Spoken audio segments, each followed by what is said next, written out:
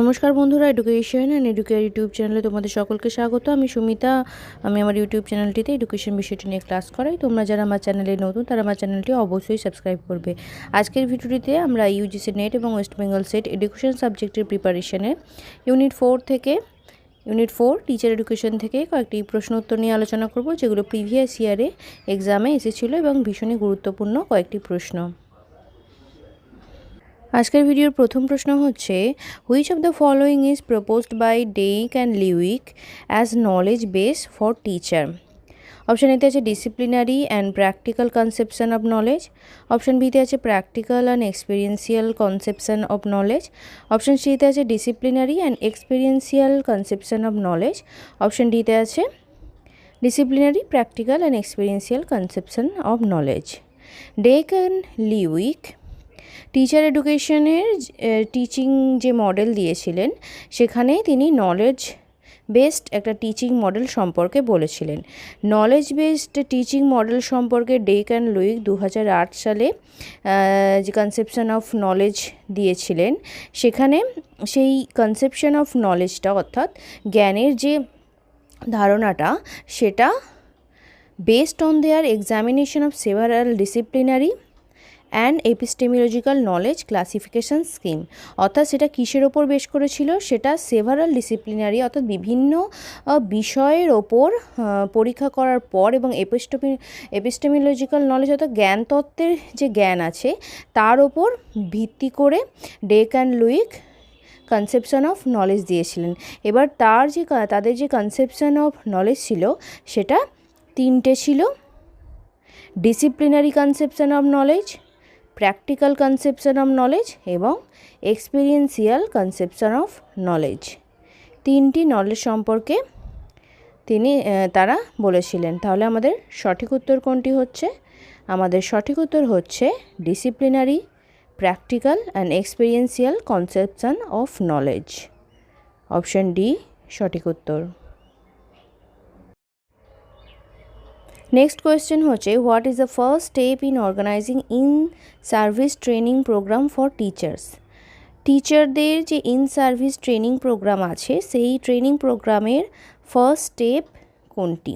Option এতে আছে selection of resource পারসনকে selection করা, রিসোর্স ব্যক্তিদের সিলেকশন করা। অপশন বিতে আছে সিলেকশন অফ ভেনিউ, স্থান নির্বাচন করা। অপশন সিতে আছে ডিসাইডিং মডালিটিস অফ ট্রেনিং, প্রশিক্ষণের যে পদ্ধতি সেটা ডিসাইড করা বা নির্ণয় করা। অপশন ডিতে আছে অ্যাসেসিং ট্রেনিং নিড, অর্থাৎ ট্রেনিং নিড বা চাহিদা, প্রশিক্ষণের যে চাহিদা সেটা অ্যাসেসমেন্ট করা অর্থাৎ মূল্যায়ন করা। আমরা যে কোনো কাজ বা যে কোনো প্রোগ্রাম যখন করি, আমরা প্রথমে কি দেখি যে সেটার নিড কী, সেটার চাহিদা কী জন্যে আমার প্রয়োজন। তো যখন শিক্ষকদের ট্রেনিং দেওয়া হচ্ছে, সেই ট্রেনিংটা চাহিদা কী, কেন প্রয়োজন, সেই প্রয়োজনটার মূল্যায়ন করা বা অ্যাসেসিং করা হচ্ছে প্রথম কাজ, first step of in organizing in service training program for teacher, assessing training need. Option D সঠিক উত্তর। পরের প্রশ্ন হচ্ছে, which of the following is most important factor for the quality improvement of teacher? শিক্ষকদের টিচার এডুকেশন, শিক্ষণের কোয়ালিটি ইমপ্রুভমেন্ট অর্থাৎ গুণগত improvement বা গুণগত উন্নয়নে কোন ফ্যাক্টরটা মোস্ট ইম্পর্টেন্ট? অপশান এতে আছে ইনফ্রাস্ট্রাকচার ফেসিলিটিস অর্থাৎ পরিকাঠামোগত সুবিধা। অপশান বিতে আছে কম্পিটেন্সি অফ টিচার এডুকেটার্স যারা আছে অর্থাৎ শিক্ষাবিদ যারা আছে তাদের দক্ষতা, কম্পিটেন্সি। অপশান সিতে আছে অ্যাটিটিউড অফ ট্রেনি বলতে বোঝানো হচ্ছে শিক্ষানবিশ, মানে যারা ট্রেনিং নিচ্ছে যে সমস্ত শিক্ষকরা, তাদের অ্যাটিটিউড বা মনোভাব। অপশান ডিতে আছে টিচার এডুকেশন কারিকুলাম, শিক্ষার পাঠ্যক্রম। এইবার এখানে প্রশ্নে দেওয়া হয়েছে যে টিচার এডুকেশনের কোয়ালিটি ইমপ্রুভমেন্ট, টিচার এডুকেশনের শিক্ষণের যে কোয়ালিটি, গুণগত মান, সেটা ইমপ্রুভমেন্ট করার জন্য কিসের প্রয়োজন? ইনফ্রাস্ট্রাকচার তো অবশ্যই নয়, ট্রেনিং যারা নিচ্ছেন সেই সমস্ত স্টুডেন্টদের অ্যাটিটিউড বা মনোভাবও নয়, এবং কারিকুলামও নয়, কারণ কারিকুলাম শুধু ইমপ্রুভমেন্ট করে কোয়ালিটি ইমপ্রুভমেন্ট করা যায় না। কিসের ইমপ্রুভমেন্ট করতে হবে? কম্পিটেন্সি, টিচার্স এডুকেটার্সদের কম্পিটেন্সি বা দক্ষতার ইমপ্রুভমেন্ট করাতে হবে। দক্ষতা বলতে কি বোঝানো হচ্ছে? দক্ষতা বলতে বোঝানো হচ্ছে সেই টিচারটা কতটা দক্ষ সমস্ত বিষয়ের দিক থেকে, তার যে সাবজেক্ট আছে সেই সাবজেক্ট নলেজের, সাবজেক্ট এরিয়ায় তিনি কতটা দক্ষ, তিনি পেডাগজির সম্পর্কে তার জ্ঞান কতটা আছে, তিনি পেডাগজি সম্পর্কে কতটা দক্ষ, তিনি টিচিং মডেল বা টিএলএম টিচিং মেটেরিয়াল ব্যবহারে তিনি কতটা দক্ষ, এই সমস্ত প্রত্যেকটা দিক থেকে তিনি পেডাগজিক্যাল যে সমস্ত টেকনিক আছে সেগুলো ব্যবহারে তিনি কতটা দক্ষ, সমস্ত দিক থেকে তার দক্ষতা হচ্ছে বা তার কম্পিটেন্সি হচ্ছে টিচার এডুকেটার্সদের টিচার এডুকেশনের গুণমান বৃদ্ধির সবথেকে গুরুত্বপূর্ণ বিষয়। তাহলে আমাদের সঠিক উত্তর অপশন বি। নেক্সট হচ্ছে, ইন ইন্ডিয়া, ভারতে the national curriculum framework for teacher education NCFTE 2009 was prepared by NCFTE কার দ্বারা তৈরি করা হয়েছিল? অপশন এতে আছে national curriculum committee of India, option বিতে আছে national commission for teacher education, option সিতে আছে national council of educational research and training, option ডিতে আছে national council for teacher education. National curriculum framework for teacher education prepared by national council for teacher education, NCTE দ্বারা তৈরি করা হয়েছিল, option D সঠিক উত্তর। The duration of master of education অর্থাৎ MAd program has been increased to 2 years by the NCTE wide into regulation of MAd program বা master of education যে program আছে সেটা 2 বছরের করে দেওয়া হয় NCTE দ্বারা, সেটা কত সালে, কোন রেগুলেশনে? 2014, 2013, 2012, 2015। সঠিক উত্তর হচ্ছে অপশান এ 2014 সালে। 2014 সালে MAd প্রোগ্রামকে 2 বছর করে দেওয়া হয়। নেক্সট কোয়েশ্চেন হচ্ছে, which of the following program are related to quality improvement in service education বা in service teacher education? In service teacher এডুকেশনের কোয়ালিটি ইমপ্রুভমেন্টের জন্য কোন সমস্ত প্রোগ্রামগুলো রিলেটেবল, এখানে যে প্রোগ্রামগুলো দেওয়া হয়েছে এতে আছে foundation course in teacher education, skill development programs, course on pedagogy in specific subjects, induction meeting, micro simulation for competency development. আমরা কি জানি যে ইন সার্ভিস টিচার এডুকেশন কি, যেখানে টিচারদের প্রফেশনাল ট্রেনিং দেওয়া হয় প্রফেশনাল ডেভেলপমেন্টের জন্য বা একাডেমিক কোয়ালিফিকেশান যাতে টিচারদের আপগ্রেড হয় তার জন্য, এবং স্কিল এবং অ্যাটিটিউড ডেভেলপমেন্টের জন্য। এছাড়া কি তাদের pedagogical knowledge, pedagogical technique, teaching practice, এই সমস্ত দিকে তাদের যাতে স্কিল ডেভেলপমেন্ট হয়। ওভারঅল কি কম্পিটেন্সি ডেভেলপমেন্ট অর্থাৎ দক্ষতার বিকাশ, যাকে বলে টিচারদের দক্ষতার বিকাশ, আরও তাদের প্রত্যেকটা বিষয়ে দক্ষ করে তোলা। তো এখানে যে সমস্ত প্রোগ্রামগুলো দেওয়া হয়েছে তার মধ্যে আমরা কোনগুলো দক্ষতা বৃদ্ধির জন্য প্রোগ্রাম হিসেবে পাচ্ছি? আমরা পাচ্ছি যে স্কিল ডেভেলপমেন্ট প্রোগ্রাম এবং micro simulation for competency development, এই দুটো প্রোগ্রাম হচ্ছে টিচারের কম্পিটেন্সি ডেভেলপমেন্টের অর্থাৎ কোয়ালিটি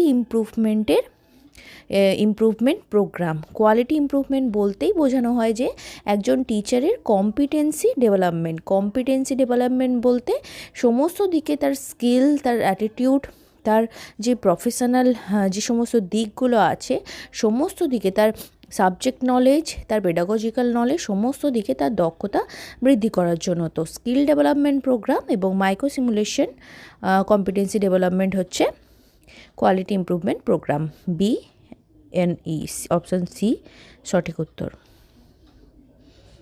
পরের প্রশ্ন হচ্ছে board function of state council of educational research and training বা এসসিআরটি আর এসসিআরটির বোর্ড ফাংশন কোনটি?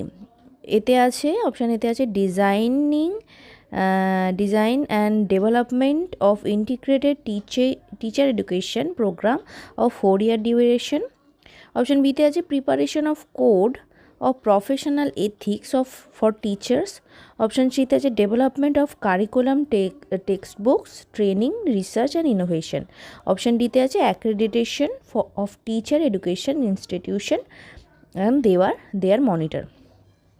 accreditation কারা দেয়? accreditation দেয় নাক। আমরা জানি যে accreditation দেয় নাক। টিচার এডুকেশনের সমস্ত কাজকর্ম সমস্ত প্রোগ্রাম কারা করে? এনসিটি। প্রফেশনাল এথিক্স টিচারদের প্রফেশনাল এথিক্স সেটা প্রিপেয়ার করে টিচার কমিটি বা ইউজিসি হতে পারে। আর এসসিআরটির মেন কাজ হচ্ছে development of curriculum text books training research and innovation. Curriculum text books training research এবং ইনোভেশনের ডেভেলপমেন্ট করা। অপশন সি সঠিক উত্তর। নেক্সট কোয়েশ্চেন হচ্ছে the program on teacher education recognized by national council for teacher education আর। Teacher এডুকেশনের কোন কোন প্রোগ্রামগুলো national council for teacher education বা এনসিটি করে থাকে?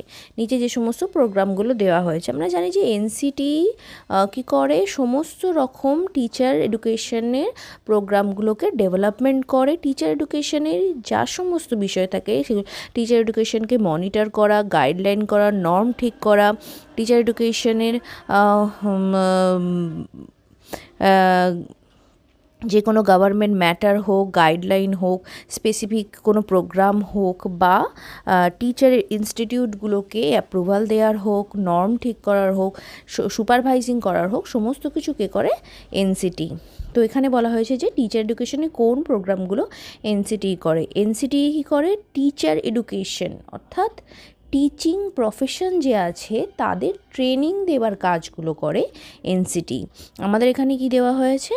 Diploma in pre school education, diploma in elementary education, diploma in arts education, master of physical education, bachelor of arts in education. এখানে আমরা দেখতে পাচ্ছি bachelor of arts in education, BA education হচ্ছে একটা bachelor degree যেটা কোনো university দিয়ে থাকে। এনসিটি কী করে? NCT diploma in pre school এডুকেশনের প্রোগ্রামকে মনিটর করে, বা diploma in elementary education, diploma in arts education এবং মাস্টার ইন ফিজিক্যাল এডুকেশন, এই সমস্ত ট্রেনিংগুলো এনসিটি দিয়ে থাকে, বা এনসিটি এই সমস্ত টিচিং প্রোগ্রামগুলো বা টিচার এডুকেশন প্রোগ্রামগুলোকে ডেভেলপমেন্ট করে। তাহলে আমাদের সঠিক উত্তর হচ্ছে অপশন ডি। অপশন ডি সঠিক উত্তর। ABCD অপশন ডি সঠিক উত্তর। নেক্সট কোয়েশ্চেন হচ্ছে inquiry training model was given by. Option এতে আছে ডেক, অপশন বিতে আছে রিচার্ড শালমান, অপশন সিতে আছে লিউইক, অপশন ডিতে আছে হ্যাবারমাস।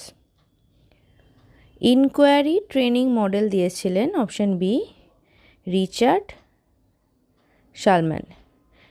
শালমান দিয়েছিলেন। ইনকোয়ারি বেসড ট্রেনিং মডেল কি বা ইনকোয়ারি ওরিয়েন্টেড মডেল কি? টিচার এডুকেশনের বিভিন্ন মডেল আছে, অর্থাৎ টিচার এডুকেশনের টিচিং কিভাবে করানো হবে সেই টিচিংয়ের বিভিন্ন মডেল আছে। তার মধ্যে একটা হচ্ছে ইনকোয়ারি ওরিয়েন্টেড মডেল, অর্থাৎ কিভাবে একটা টিচার তার যে টিচিং আছে সেই টিচিংটা তিনি কিভাবে করবেন, তিনি কিভাবে তার প্রফেশনাল যে পেডাগজিক্যাল নলেজ আছে বা তার যে কম্পিটেন্সি আছে সেগুলোকে ব্যবহার করে তিনি কিভাবে ক্লাস নেবেন। ইনকোয়ারি ওরিয়েন্টেড মডেল কি? ইনকোয়ারি ওরিয়েন্টেড মডেল হচ্ছে inquiry based learning is a form of learning that start with posing question, problem and scenario. যখন যখন শিক্ষক যখন ক্লাসে শিখনে কী করেন, প্রথমেই তিনি কোয়েশ্চেন দিয়ে শুরু করেন বা কোনো প্রবলেম দিয়ে বা কোনো সমস্যা দিয়ে তিনি ক্লাস শুরু করেন, বা শিক্ষকদের শিক্ষার্থীদের স্টুডেন্টদের সামনে কাছে একটা প্রশ্ন তুলে ধরেন, সেখান থেকে তিনি লার্নিং স্টার্ট করেন বা সেখান থেকে তিনি টিচিং স্টার্ট করেন। সেটা হচ্ছে inquiry oriented model. Inquiry based learning is often assisted with facilitator rather than a lecturer. একজন লেকচারার থেকে বেশি ফেসিলিটেটর অর্থাৎ একজন সহকারী, একজন সাহায্যকারী, এই যে মডেলটা আছে এই মডেলটায় সাহায্যকারী অ্যাসিস্ট করে। লার্নিংয়ে শিক্ষক সর্বদা হবেন একজন সাহায্যকারী। তিনি কখনো লেকচারার হবে না যে ক্লাসে গিয়ে লেকচার দিয়ে দিলেন হয়ে গেল, কিন্তু তিনি কি হবেন, শেখানোর শিক্ষার্থীরা যাতে শেখে সেই কারণে তিনি তাদের সাহায্য করবেন, সমস্ত রকমভাবে তিনি সাহায্য করবেন। Richard Salman is an originator of inquiry training program. He said that it is a natural way of learning when the individual is left alone. যখন একজন ইন্ডিভিজুয়াল বা একজন স্টুডেন্ট অ্যালোন মানে একা রয়ে যায়, তখন শিখন সম্পূর্ণ হয় ইনকোয়ারি মডেলে। ইনকোয়ারি মডেল যে আছে সেখানে টিচারদের যে কনস্ট্রাকটিভ আইডিয়া আছে, যে গঠনমূলক আইডিয়া আছে, সেটাকে ব্যবহার করে, সেই নলেজকে ব্যবহার করে লার্নিং কমপ্লিট হবে। এখানে একটা কোয়েশ্চেন মেথডকে কাজে লাগানো হয়, প্রবলেমেটিক একটা সিচুয়েশন দেওয়া হয় বা যে কোনো টপিক বা প্রবলেমকে এখানে সামনে রেখে টিচার তার টিচিং কমপ্লিট করেন। পরের প্রশ্ন হচ্ছে, according to NCFT 2009, which of the following is not recommended for teacher education? National curriculum framework for teacher education 2009 কোনটি টিচার এডুকেশনের জন্য রেকমেন্ড করা হয়নি? অপশান এতে আছে to critically examine school curriculum syllabi and text book. School curriculum syllabus এবং text বুকে critically examine করা। অপশান বিতে আছে to help prospective teachers to engage with field experiments for constructive knowledge. শিক্ষকদের গঠনমূলক যে নলেজ আছে সেটার জন্য তাদের ফিল্ড এক্সপেরিয়েন্স করানো। অপশান সিতে আছে to teach learner only through theories to understand psychosocial attribute. Psychosocial অ্যাট্রিবিউটকে আন্ডারস্ট্যান্ড বা বোঝানোর জন্য, সেই বোধটা জাগানোর জন্য তাদের শুধুমাত্র থিওরি দিয়ে লার্নারদের শুধু থিওরি দিয়ে শেখাতে হবে। অপশান ডিতে আছে to help teacher in developing consciousness and finer human responsibility through self reflection. যে টিচারদের কি কনসাসনেসের বাড়াতে হবে এবং হিউম্যান রেসপন্সিবিলিটি সেলফ রিফ্লেকশনের মাধ্যমে ডেভেলপ করতে হবে টিচারদের সাহায্য করার জন্য। তাহলে আমরা দেখতে পাচ্ছি যে কোন কাজটি টিচার এডুকেশনের জন্য করা হয় না, শুধুমাত্র থিওরি দিয়ে সাইকোসোশ্যাল অ্যাট্রিবিউট আন্ডারস্ট্যান্ড করাবার জন্য লার্নারদের শেখানো হয় না, শুধুমাত্র থিওরিকে কিন্তু কাজে লাগানো হয় না। তাদেরকে যে কারিকুলাম আছে সেটা এক্সামিন করতে হবে, ফিল্ড এক্সপিরিয়েন্স করতে হবে এবং তাদের সেলফ রিফ্লেকশন বাড়ানোর জন্য কনসাসনেস এবং হিউম্যান রেসপন্সিবিলিটিরও কথা বাড়াতে হবে, নিতে হবে, ডেভেলপমেন্ট করতে হবে, কিন্তু শুধুমাত্র থিওরিকে এখানে কাজে লাগানোর কথা বলা হয়নি। অপশান সি সঠিক উত্তর। নেক্সট কোয়েশ্চেন হচ্ছে, NCT was established for which of the following objective? NCT কোন অবজেক্টিভ বা উদ্দেশ্যের জন্য এস্টাবলিশ করা হয়? অপশান এতে আছে ইউনিভার্সালাইজেশন অফ এডুকেশন। অপশান বিতে আছে uniting the teacher of India. Option সিতে আছে increasing focus on research in teacher education. Option ডিতে আছে development of teacher education system. আমরা সকলেই জানি যে এনসিটির মেন অবজেক্টিভ কি?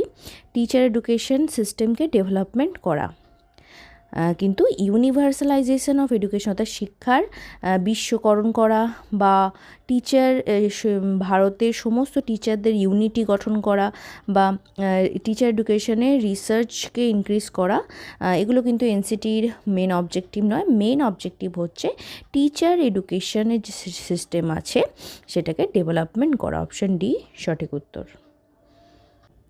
NCT national council of teacher education establish হয় 1973 1973। It got independent constitutional status in 21st May 1973. Objective key, main objective key, to work especially toward plan and coordinate development of teacher education to improve the standard and functioning of teacher education.